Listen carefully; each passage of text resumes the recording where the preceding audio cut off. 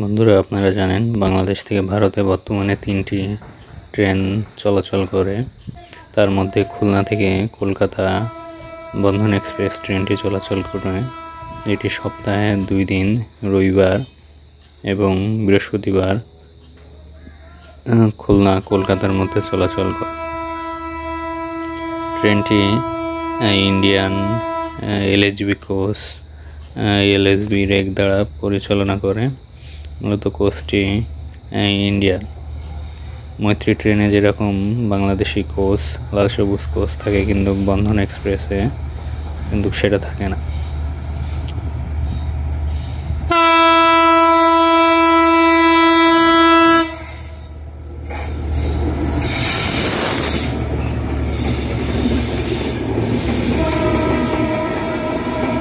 আপনারা দেখতে পাচ্ছেন অনেক সুন্দর একটি ট্রেন। এই যে সামনে যে ব্লু কালারের কোচগুলো দেখলেন, এগুলো এসি চেয়ার কোচ, এবং এই লাল কোচগুলো হলো কেবিন।